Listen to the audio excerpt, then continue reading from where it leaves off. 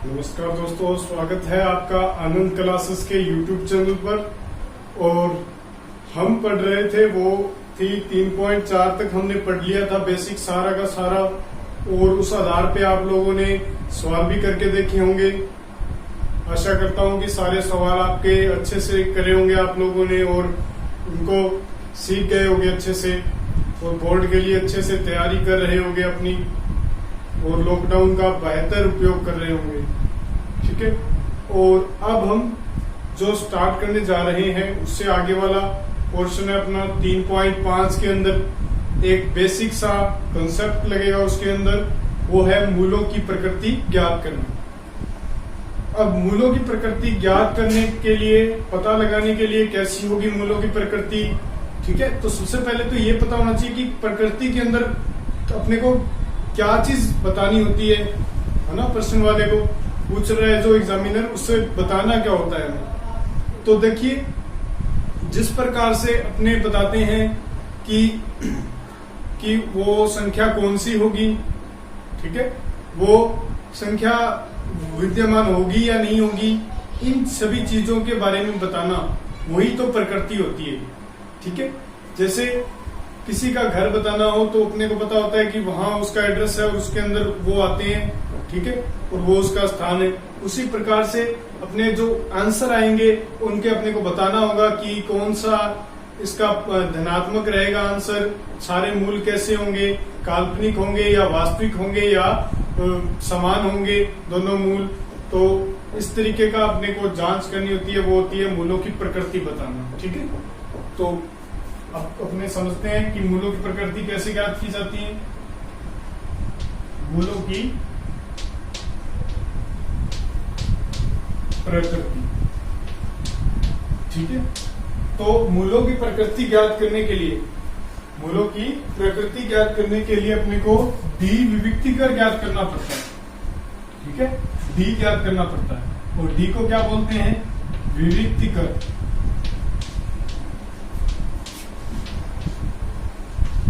ठीक है, जिसका मान होता है b स्क्वायर माइनस 4ac। ठीक है, d का मान ज्ञात करते हैं, और आप लोग जानते हो b क्या है? x का गुणांक है, और a क्या है? x स्क्वायर का गुणांक है, और c क्या है? अचर पद है। ठीक है, क्वेश्चन के अंदर अपने को दिया होता है ना द्विघात समीकरण के अंदर ax square plus bx plus c, तो वो वाले हैं ये तीनों के तीनों। ठीक है, d आ गया अपने पास। अब इस d का मान ज्ञात करेंगे अपनी, तो इसके 3 मान संभव है। इस d के 3 मान आ सकते हैं अपने पास। या तो d का मान क्या होगा? 0 से बड़ा, यानी 1, 2, 3, 4, 5, 6 इस प्रकार से आ सकता है। ठीक है, या क्या आ सकता है? d का मान 0 आ सकता है। या क्या आ सकता है? d का मान 0 आ सकता है, यानी विविक्तिकर का मान 0 आ सकता है। या क्या आ सकता है? 0 से कम, यानी d लेस देन 0, यानी 0 से कम आ सकता है, यानी -1, -5, -4 इस प्रकार से कुछ भी आ सकता है। ठीक है, तो 3 कंडीशनें आपके पास आएंगी, कोई भी क्वेश्चन करेंगे अपने तब।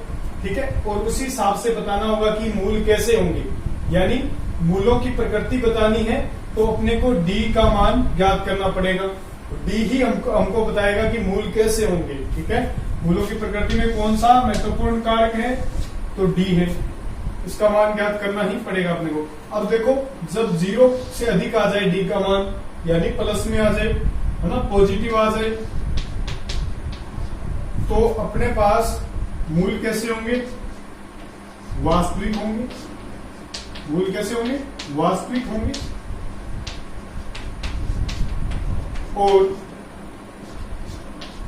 कैसे होंगे? भिन्न भिन्न होंगे, यानी दोनों अलग अलग होंगे, एक जैसी संख्या नहीं होगी दोनों उत्तर। ठीक है, तो भिन्न भिन्न होंगे। अब अगर d का मान 0 आ जाए, d का मान 0 आ जाए, तो मूल कैसे होंगे? वास्तविक होंगे।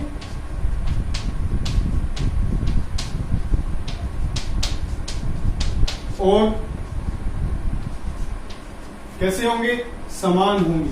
ठीक है, यानी x का मान अगर एक मूल द्विघात समीकरण का एक मूल 5 आ गया तो दूसरा मूल भी 5 ही होगा। ठीक है, अगर b बराबर 0 आ गया तो अपने पास तो मूल कैसे होंगे, समान होंगे।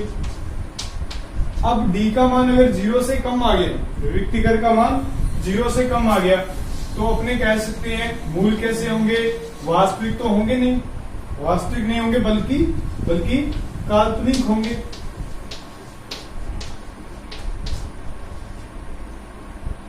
अब आप लोगों के दिमाग में आ रहा होगा कि काल्पनिक कौन सी संख्या होती है, काल्पनिक कौन सी संख्या होती है जिसमें काल्पनिक हो जाते हैं मूल। तो काल्पनिक होंगे तो काल्पनिक के अंदर वो संख्या आती है जिसके जब कोई भी अंडररूट के अंदर, कोई भी वर्गमूल के अंदर अगर माइनस वाली संख्या आ जाए, वर्गमूल के अंदर जैसे माइनस का अपने 5 आ जाए, तो ये जो संख्या आई है अपने पास माइनस का √5, ठीक है, माइनस का √5, ठीक है, माइनस का 5 है जो अंडररूट के अंदर है, तो ये सारी संख्याएं क्या लाती है, काल्पनिक संख्या। ठीक है, तो अंडररूट में जब माइनस आ जाता है तो अपने काल्पनिक कह सकते हैं। वैसे भी ध्यान रखना डी का मान अगर नेगेटिव आ जाता है यानी -1 -2 तो अपने कह सकते हैं कि मूल कैसे होंगे, काल्पनिक होंगे। ये है अपने मूलों की प्रकृति ज्ञात करना किस तरीके से होता है। अब अपने एक एग्जाम्पल ले रहे हैं इसका।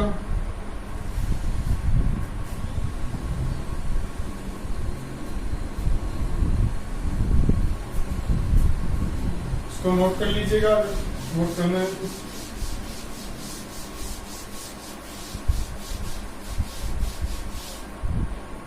अब इसका जैसे एग्जांपल लें अपने तो 2x² माइनस 3x + 5, ये पहला सवाल है आपका। ये समीकरण दी हुई है द्विघात समीकरण, और आप लोग जानते हो द्विघात समीकरण है तो कितने मूल होंगे, कितने रूट होंगे इसके, मूल होंगे, तो 2 मूल होंगे इसके, कुछ भी आ सकता है उनका मान। अब देखना है कि वो दोनों मूल होंगे वो कैसे होंगे, तो उनकी प्रकृति बतानी है अपने को। प्रकृति बनाने के लिए अपने को पता है डी याद करना पड़ता है, तो डी का फॉर्मूला याद होना चाहिए आपको, b² - 4ac। और आप लोग जानते हो कि a का मान यहाँ पे क्या है, 2 है, x² का गुणांक होता है, और b का मान कितना है, -3 है, और c का मान कितना है, 5 है। ठीक है, तो आप लोग क्या करोगे, यहाँ पे मान पुट करोगे, b की जगह क्या लिखोगे, -3 की स्क्वायर और 4 गुना a का मान 2 है, c का मान 5 है, और 3 का स्क्वायर कितना होता है भाई, 3 का स्क्वायर होता है 9 हो गया, और 8 × 5 = 40। ठीक है, तो ये 40 आ गया, आंसर आया अपना -31। तो बताइए ये 0 से बड़ा है या छोटा है, तो अपने कह सकते हैं ये 0 से छोटा है, क्योंकि संख्या पद्धति के अंदर माइनस वाली संख्याएं 0 से छोटी होती हैं। ठीक है, तो ये 0 से छोटा है, तो अपने कह सकते हैं मूल कैसे होंगे, मूल कैसे होंगे, काल्पनिक होंगे। ठीक है, तो इस प्रकार से इस सवाल को करना है अपने को। ठीक है, अब इससे आगे वाला सवाल, उसके अंदर दिया हुआ है वास्तविक तथा बराबर है। मूल कैसे हैं, वास्तविक तथा बराबर है। वास्तविक तथा बराबर कब होते हैं, जब d का मान 0 होता है ना। तो उस हिसाब से अपने को आगे वाला क्वेश्चन करना होगा। तो ये समझ में आ गया आपको अच्छे से, d निकाला, d का मान देखना है और मूल की प्रकृति बतानी है सीधी। ठीक है, मैंने आप लोगों को 3 लाइनें बताई है, बेसिक उसका इसका इतना ही है सिर्फ। ठीक है, तो नोट कर लीजिएगा इसको। इसके बाद में अपने दूसरा सवाल दिया हुआ है, उसके अंदर मूलों की प्रकृति कैसी है, वास्तविक और बराबर दी हुई है, और सवाल अपना है kx ब्रैकेट x - 2 + 6 = 0।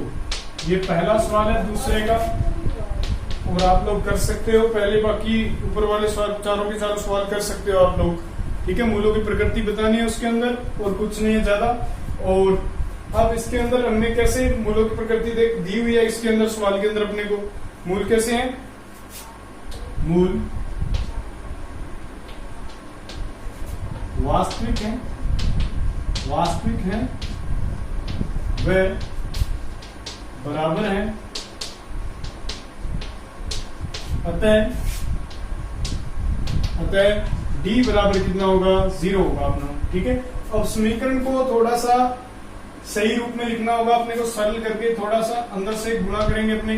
तो kx का गुणा किया x से तो kx स्क्वायर आ गया, माइनस का 2kx प्लस 6 बराबर 0। अब आप लोगों को पता है ये क्या है, a है, और ये क्या है, b है, और ये क्या है, c है।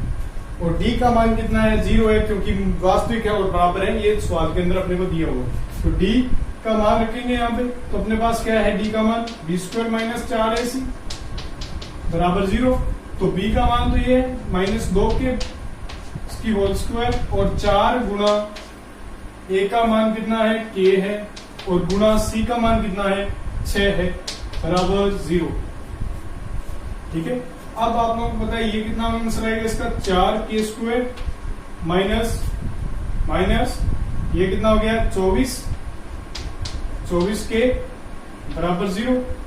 अब आप लोगों को पता है कॉमन लेंगे, इसके अंदर कॉमन लेंगे तो अपने पास 4k कॉमन आ रहा है, और यहाँ पे k माइनस 6 बच रहा है अपने पास। तो k का मान इसको जब 0 के बराबर रखेंगे तो k का मान कितना आ गया, 6। तो k का मान ज्ञात कर दिया, यही ज्ञात करना था, दिया हुआ था अपने को कि मूल कैसे हैं, वास्तविक हैं और बराबर हैं। और आप लोग जानते हो जब मूल वास्तविक और बराबर होते हैं तो d का मान 0 होता है। तो इसी प्रकार से अपने आंसर निकाला, इसका d का मान 0 था। और सभी सवालों के लिए लगभग एक फॉर्मूला काम आता रहता है बार बार, जिसे जानते हो उसे जिसे जानना है। ठीक है, इसे जानते थे और इसे जानना था, तो यहां से यहां तक पहुंचना होता है सारे सवालों के अंदर। मैथ के अंदर यही फॉर्मूला काम करता है सभी को। ठीक है, सभी सवालों में यही काम आता है फॉर्मूला। अब अपने इसके बाद में ये आगे वाले सवाल आप लोगों के लिए छोड़ रहा हूं, मैं खुद कर सकते हो आप लोग, सारे प्रैक्टिस करके देखना, एक एक दो 3 सवाल। ठीक है, क्योंकि अब ऐसा टाइम तो है नहीं कि एक एक सवाल किया जाए सारा का सारा। ठीक है, तो अब अपने आगे चलते हैं बेसिक की ओर। महत्तम समापवर्तक और लघुत्तम समापवर्तक ये मैंने आप लोगों को करवाए थे, जिसके अंदर आप लोगों को पता है महत्तम समापवर्तक यानी HCF क्या होता है, उभयनिष्ठ पदों की न्यूनतम घात होती है, और LCM क्या होता है, उभयनिष्ठ पदों की अधिकतम घात तथा अन्य पद भी शामिल करने होते हैं उसके अंदर। ठीक है, तो वो होता है LCM। और एक एक सवाल आपको करवा देता हूं मैं जल्दी से, फिर आप बाकी आप लोग खुद करोगे इसके सवाल LCM और HCF के, क्योंकि इतने हार्ड नहीं है ये। मैंने आपको कंसेप्ट बताया था इसका, उसी हिसाब से काम करना होता है उसके अंदर। ये HCF क्या होता है, उभयनिष्ठ पदों की न्यूनतम घात होती है। तो जैसे अपने एक सवाल ले रहा हूं मैं, 24 x की घात 4 yz। ठीक है, x की घात 4 yz और 27 x की घात 4 y स्क्वायर z स्क्वायर। ठीक है, आपके किताब में यहाँ पे स्क्वायर दिया हुआ है, लेकिन अपने 4 घात लेके चल रहे हैं। अब इसका अपने को होता है 24 के टुकड़े क्या होते हैं, 2 गुना 2 गुना 2 गुना 3। ठीक है, ये 24 के गुणनखंड हो गए। अब आप लोगों को पता है 27 के गुणनखंड कितने होते हैं, 3 गुना 3 गुना 3। और x की घात कितनी है, 4 है, और y की घात 1 है, और z की घात 1 है। अपने इस सवाल में LCM भी ज्ञात करेंगे और HCF भी ज्ञात करेंगे, दोनों ज्ञात करेंगे। ध्यान से समझना इसको। x की घात 4 और y की घात 2 और z की घात 2। ठीक है, ये भी लिख दिया, सभी का गुणनखंड कर दिया आपने। अब इनको भी घात के रूप में लिख लें, तो 2 की घात 3 आ जाएगा इसका आंसर। 2 की घात 3 गुणा 3 की घात 1 और x की घात 4, y की घात 1 और z की घात 1। और इसको भी अपने लिखें तो क्या आएगा अपने पास, 3 की घात 3 और x की घात 4 और y की घात 2 और z की घात 2। मैंने आप लोगों को बताया था कि HCF क्या होता है। HCF क्या होता है, उभयनिष्ठ पदों का न्यूनतम घात होती है, यानी उभयनिष्ठ पदों की कम घात लेनी है अपने को। उभयनिष्ठ क्या है, 3 इसमें भी आ रहा है, 3 इसमें भी आ रहा है, तो इसकी कम घात कौन से में है, ऊपर वाले में, तो ये भी ले लेना है एचसीएफ के अंदर। और उभयनिष्ठ ये भी है, दोनों एक्स एक्स है दोनों में, और इनकी न्यूनतम घात लेनी है, दोनों की बराबर ही है, तो कौन सा न्यूनतम रहेगा पता नहीं है, तो कोई उठा लो इसमें से। अब वाई वाई दोनों में कॉमन है ना, उभयनिष्ठों की न्यूनतम घात लेनी है, तो वाई की घात 1 आ जाएगी, और यहाँ पे भी ऐसा ही होगा, जेड की घात 1 आ जाएगी। अपने पास एचसीएफ आ गया 3x⁴y z। ठीक है, इस सवाल की बात करें अपनी, और एलसीएम ज्ञात करें इसका इसी सवाल के लिए। तो आप लोगों को पता है कि उभयनिष्ठ की अधिकतम घात लेनी है, उभयनिष्ठ तो ये, इसकी अधिकतम घात लेनी पड़ेगी, तो 3 है इसकी अधिकतम घात, और उभयनिष्ठ ये भी है, तो इसकी तो पता ही नहीं है कौन सी अधिकतम है कौन सी न्यूनतम है, तो अधिकतम यही ले लेंगे, और इसकी भी अधिकतम लेनी है, और इसकी भी अधिकतम घात लेनी है। ठीक है, ले ली अपने। अब अपने को पता है कि उभयनिष्ठ की अधिकतम घात ले ली, तथा आगे भी लिखवाया था मैंने आप लोगों को उस टाइम कि तथा अन्य शेष पद भी लेने हैं साथ में, तो एक बच गया ये पद, तो इसको भी साथ में लेना पड़ेगा।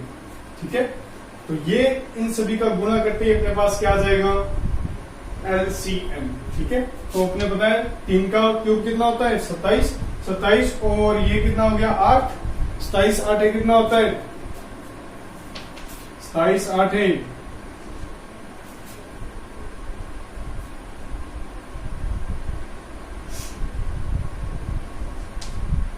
216, और ये आ गया x⁴4 y⁴2 और z⁴2।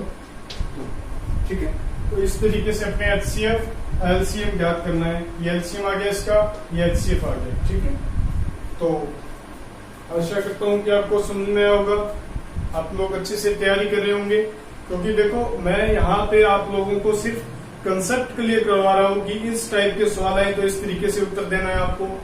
ठीक है, पूरे सवाल नहीं करवा रहा हूं मैं, क्यों, क्योंकि अभी टाइम भी नहीं है इतना कि आपको पूरे सवाल करवाए जाएं, और आपका अब सिर्फ इतना किया जा सकता है कि आपको कम से कम समय में ज्यादा से ज्यादा मैं आपको डिलीवर कर सकूं मैटर।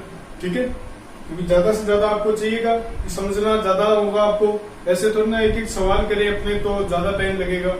ठीक है, तो आप लोग तैयारी करते रहिए यूं ही, और ज्यादा से ज्यादा हमारे वीडियो को शेयर कीजिए, और अपने फ्रेंड्स के पास लिंक भेजिए, और यूं ही आप लोग तैयारी पे लगे रहिए। धन्यवाद।